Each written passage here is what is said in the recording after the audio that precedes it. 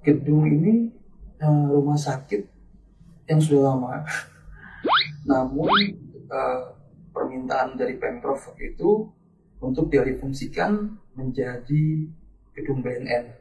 Orang yang lebih kreatif itu biasanya ya lebih siap lah menghadapi tantangan gitu dalam kehidupan ini. dalam Dalam kehidupan. kehidupan ini.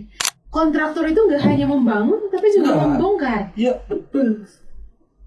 Agak menarik nih Terus untuk kita spill.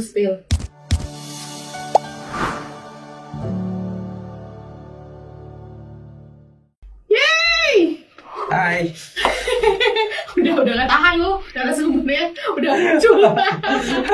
Halo teman-teman Kode Marketing, kali ini kita bakalan ngobrolin hal-hal yang mungkin nggak semua orang sadar bahwa bisnis ini tuh ada dan eksis saat ini. Anyway, gitu ya teman-teman. Kita kedatangan salah satu narasumber istimewa hari ini.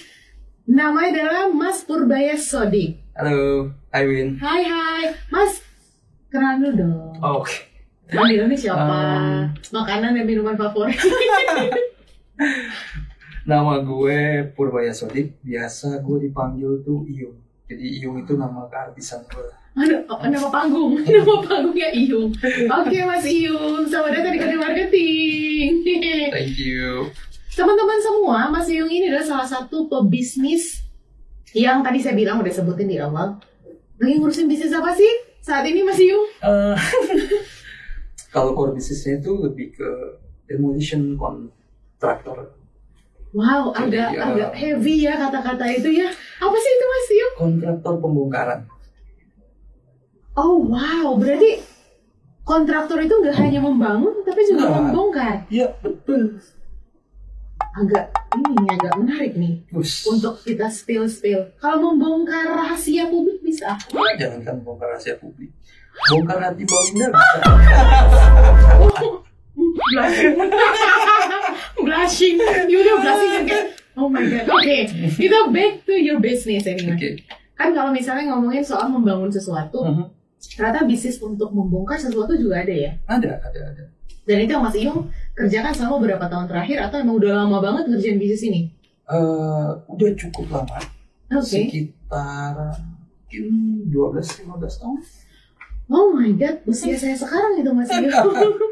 Bisnisnya udah sangat mature ya, berarti proven dong.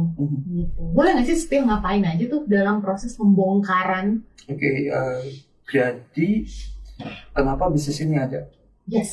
Pertama itu karena kebanyakan bangunan itu sebenarnya punya masa. Jadi bangunan itu dibangun, ada yang sangat long lasting, bahkan sampai lebih dari 100 tahun ya.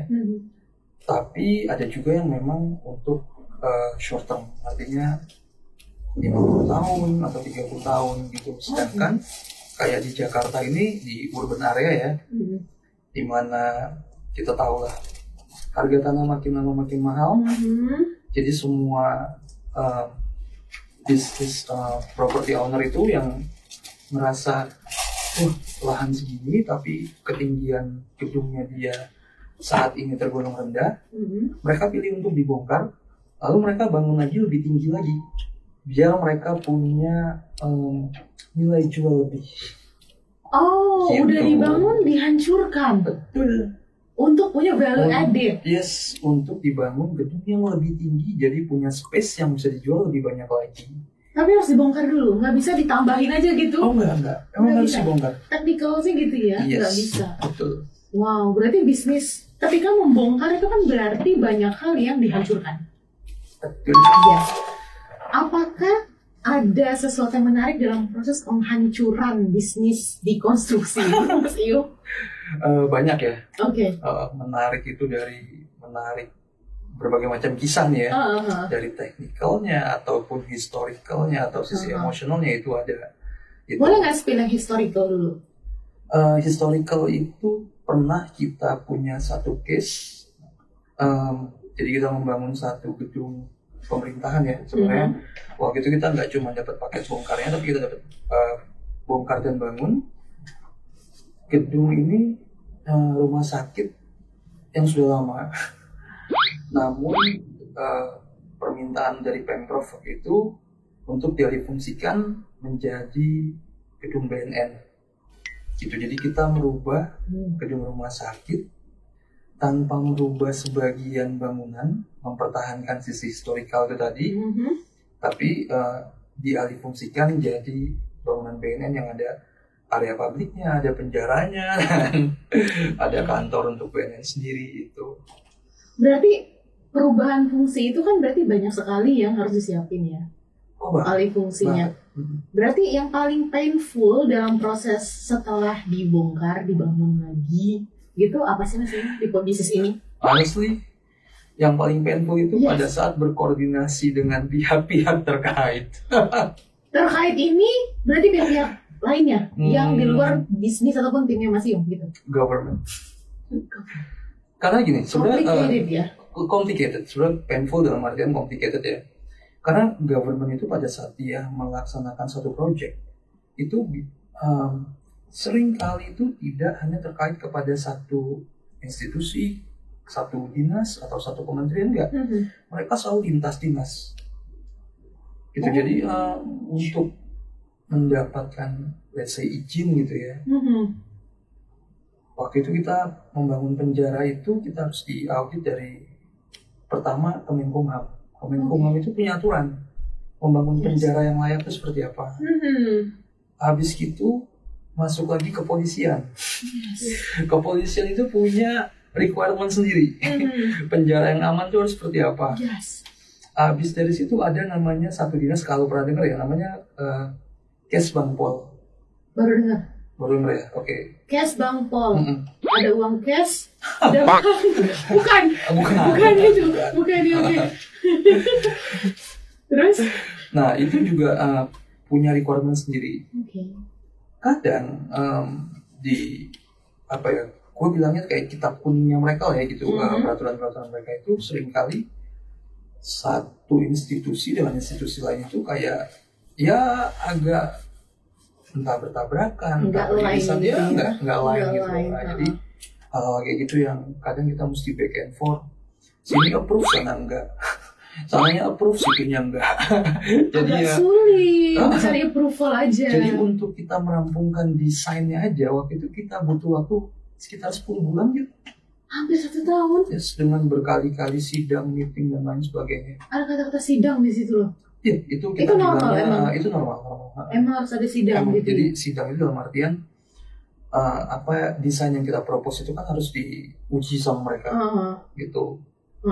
Jadi kayak sebelum kita bikin desain itu kita harus bikin studi banding ke BNN yang di Banten, Bandung dan wilayah-wilayah sekitar gitu untuk melihat apa sih plus poinnya di sana, apa kekurangannya di sana gitu, lalu kita rangkum, ya kita coba perbaiki. Gitu. Ala sidang skripsi gitu ya, approve gitu. Approve. Wow, panjang. Berarti satu project itu biasanya timeline-nya berapa lama sih untuk merampungkan, Mas Yung? Beda project, beda itu dari ini, pembangunan dan pembongkaran itu beda ya. Kalau pembangunan itu relatif lebih lama, kalau pembongkaran itu relatif lebih singkat. Pembongkaran tapi tanpa membangun lagi gitu ya? Tanpa membangun lagi gitu. Berarti membongkar lebih cepat dibanding membangun? Harus cepat. Harus cepat? Kenapa kalau nggak cepat? Jadi gini. Alasan kenapa bangunan ini mau dibongkar karena mau dibangun lagi. Semakin lama pembongkarannya, semakin lama pembangunannya, semakin lama ownernya bisa jualan. Ujung-ujungnya time is money. That's really nice. Berarti Mas ini lagi ngejalanin bisnis yang paralel dong ya. Berarti membangun dan membongkar ataupun merobohkan. Iya, tapi kebanyakan merobohkan. Kenapa lebih menarik merobohkan dibanding membangun sesuatu? Dalam sisi bisnis. Dalam sisi bisnis. Di dunia kontraktor pembongkaran itu sebenarnya ada 2 sisi bisnis yang bisa digali. Yang pertama dari sisi menghancurkan gedung itu sendiri. Ini kita ngomongnya teknikal ya, itu dengan metode dan segala macam. Dan lalu bisnis keduanya nih, di mana barang-barang ex bongkaran tersebut, itu sebenarnya punya value added money. gitu. Jadi hampir dari setiap komponen bangunan-bangunan yang kita bongkar itu mostly worth the money. Ada duitnya. Bisa lagi dijual. Iya betul. Nggak cuma dijual sih, ada yang bisa di-reuse, ada yang bisa dimanfaatin ke masuk industri kreatif. Wow. Okay. Ada juga yang memang di recycling di recycling. pabrik-pabrik ya itu. Berarti sebenarnya kalau ngomongin soal value money tadi, nanti saya bertanya di sini ya. Kalau ini Mas Ibu ini, berarti kalau tadi ada functionnya ada 3 ya, ngomonginnya berarti reuse misalnya gitu. Oke, reuse. Jadi reuse itu kita bisa material yang paling gampang, paling common gitu, semua orang kenal, besi profil gitu ya. Itu kantor saya malah mungkin 50-60% itu saya pakai besi bekas. Oh wow, proven banget berarti experience-nya ya. Betul. Udah ada. Dan gak cuma kantor saya, jadi malah kebanyakan ada beberapa klien-klien saya itu yang rata-rata pemilik pabrik. Oke. Jadi pada saat mereka mau ekspansi itu mereka pesan kalau punya besi dengan spesifik tertentu yang mereka minta itu mereka minta di-keep untuk mereka beli dari kita itu, dan mereka akan istilahnya fabrikasi ulang ya, di semacam dirangkai ulang untuk mereka jadikan pabrik mereka, entah itu bangunan tambahan, entah itu bangunan baru, apapun itu yang mereka butuhkan. Oke, secara money jauh lebih murah kah? Yes, sangat signifikan. Signifikannya boleh nggak kasih tau persentasenya kalau pakai yang reuse besi itu sama yang beli baru nih gitu? Average sekitar 30%. Iya, cuan lah. Win-win lah. Iya, gitu. mending pakai yang lama ya. Tapi functionnya nggak berubah kan nih Mas? Maksudnya quality-nya nggak berubah nih? Enggak. Kan sebelum itu kita juga inspect juga kan, bersama gitu. Artinya dari pihak owner pun biasanya juga mereka punya internal engineer untuk melihat kondisinya, kelayakannya. Selama itu masih oke, ya why not gitu. Oke. Wow. Tadi reuse, recycle. Oke, recycle itu jadi gini. Kita masih ngomong di material yang sama ya, besi itu. Yang sudah memang quote-unquote kartu mati lah gitu. Udah bengkok-bengkok, udah apa segala macam. Yaitu kita kumpulkan, lalu kita kirim ke pabrik peleburan. Peleburan besi. Peleburan besi itu nanti mereka akan lebur untuk mereka daur ulang jadi besi baru lagi. Wow, dijual dengan harga normal lagi. Oh. Gitu. Selain besi, yang kira-kira kita lihat di keseharian kita nih, Mas Iyo? Banyak. You name it ya, dari kayak marmer tua gitu yang punya motif-motif klasik.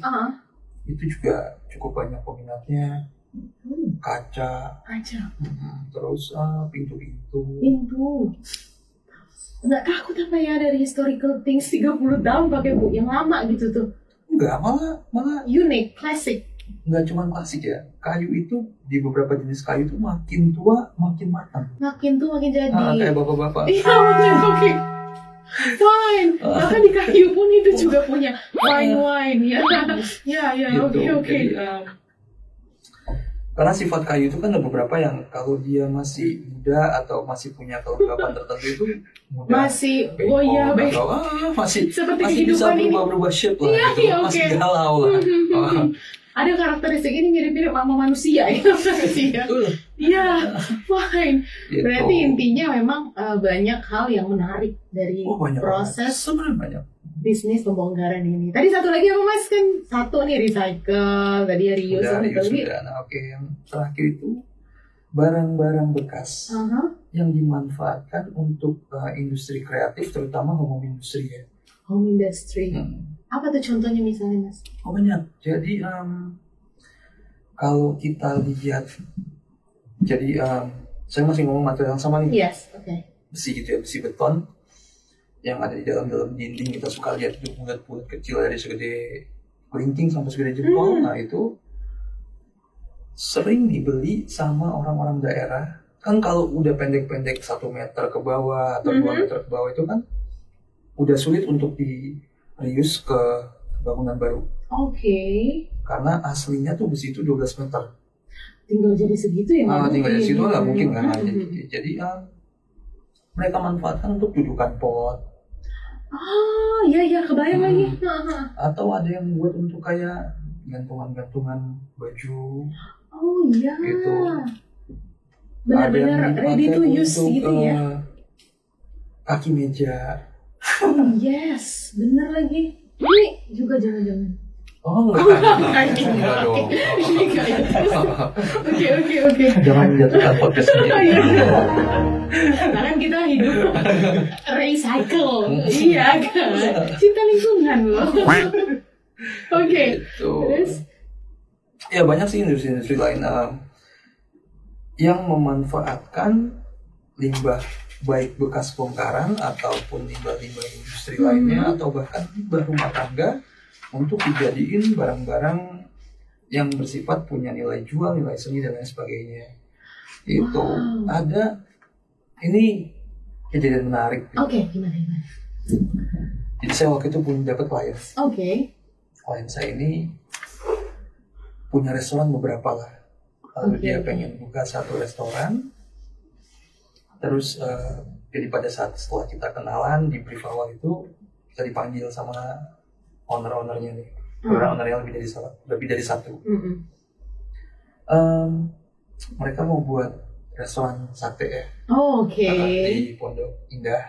Wow. Inisial boleh gitu? Boleh. Sate Waru. Sate Waru. Oke. I see. Itu ownernya bilangnya tuh gini, kalau lu bisa bikin bangunan restoran dengan barang mahal lalu jadi bagus, itu buat gue biasa. Jadi challenge-nya itu gimana lu bikin satu bangunan restoran yang eye-catching, tapi coba manfaatin entah itu dari recycling material atau memang material-material yang bisa dibilang nyaris nggak punya nilai jual, lalu dijadikan satu desain yang ya punya nilai seni, artistik gitu ya. Itu. Tidak kalau bisa di googling atau bisa dilihat lah. Sate Waru Pondok Indah. Itu saya akhirnya memutuskan pakai limbah palet. Tahu palet kan? Limbah palet bisa? Bisa, itu akhirnya kita fasadnya itu kita pakai limbah palet. Jadi dari kayu-kayu bekas-bekas palet itu kita bikin patterns sedemikian rupa dan itu yang kita aplikasiin di sana. Teman bisa lihat nanti hasil karya recycling boleh. Dan reuse ya. Jadi bisa kepo di situ, itu adalah contoh gambaran gimana akhirnya pembongkaran hasil pembongkaran bisa dijadikan limbah. Value added. Bahkan nilai estetika yang bagus, artistik gitu ya. Nah, kalau misalnya ngomongin soal bahan bangunan, konstruksi, segala macam, itu kan sangat tergantung. Kalau misalnya kita ngomongin ngebangun sesuatu kan pasti punya banyak pihak terlibat. Mas Iyong, kalau Mas Iyong kan pasti part dari orang-orang yang strategiknya nih gitu ya, ngurusin lain-lainnya. Kalau misalnya ternyata find out ada kompetisi di harga, apapun itu bentuknya, mau bahan bangunannya ataupun orang-orang yang akan mengerjakannya, tantangan itu bisa dijawab sama solusi apa sih Mas untuk di bisnis konstruksi dan demolition construction? Tiap satu nih ya. Iya, jangan dua-dua, satu. Repot ntar. Iya benar. Jadi kalau tantangan yang berbau pricing gitu ya, tetap sebenarnya gini, solusinya buat saya katanya cuma satu kata, kreativitas. Wow, jawabannya luar biasa. Nice, creativity. Jadi orang kreatif pasti orang punya money, nggak juga ya? Enggak juga, gitu. Tapi orang kreatif itu biasanya bisa lebih survive menghadapi banyak tantangan. Nice. Itu That's proven, ya itu ada science dan juga ada risetnya sih benar. Orang yang lebih kreatif itu biasanya ya lebih siap lah menghadapi tantangan gitu dalam kehidupan ini. Dalam kehidupan ini. Jadi pricing adalah creativity. Oh, nice answer guys. Second question. Next. Kayak beyond imagination jawabannya, really nice.